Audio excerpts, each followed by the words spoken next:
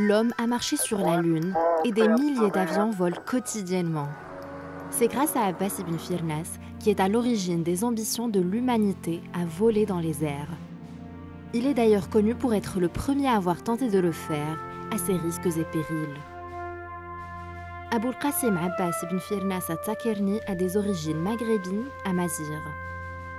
Il est né en 810 dans la région andalouse de Randa sous les Omeyyades, puis il meurt à Cordoue en 887.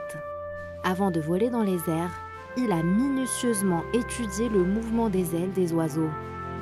Après cela, il a effectué de nombreux calculs liés au poids, à la vitesse et au vent. Il est ensuite passé à la mise en œuvre en se confectionnant une cape pour s'aider à contrer l'attraction du sol. La première tentative humaine de vol a été menée à Al-Andalus par Abbas ibn Firnas et Ibn Wardas, qui étaient aussi adeptes de la philosophie, un grand poète et un éminent écrivain. En bon chercheur, il tenta de voler depuis de hautes altitudes à plusieurs reprises, jusqu'au jour où il se blessa dangereusement en tombant sur son postérieur. Il a innové pour faire envoler son corps, habillé en plumes et en soie.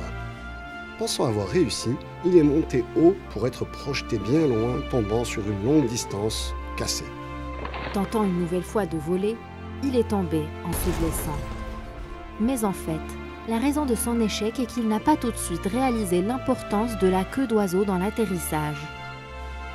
Malgré l'échec de ses expériences, il a inspiré beaucoup de connaisseurs qui se sont préservés dans leur envol jusqu'à ce qu'ils fabriquent des avions et conquièrent même l'espace.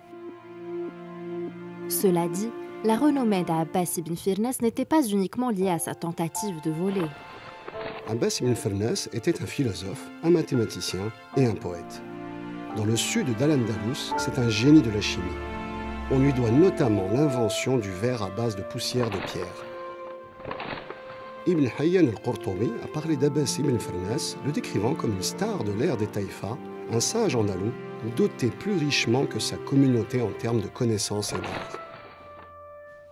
D'autres contributions scientifiques sont l'œuvre d'Abbas ibn Firnas, notamment l'invention du stylo à encre et le développement de l'industrialisation du verre employé dans l'astronomie.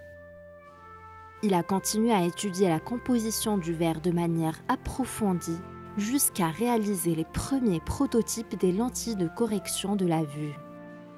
Ibn Firnas est rapidement accusé de sorcellerie, de folie et même de satanisme. Une fois arrêté, il est traduit en justice à la mosquée de Cordoue. La partie la plus douloureuse de la vie d'Ibn Firnas fut son célèbre procès pour hérésie et dépravation. Par ses recherches scientifiques et ses inventions inédites, ce savant unique suscita le doute chez les religieux, voire une certaine jalousie et même de la stupéfaction.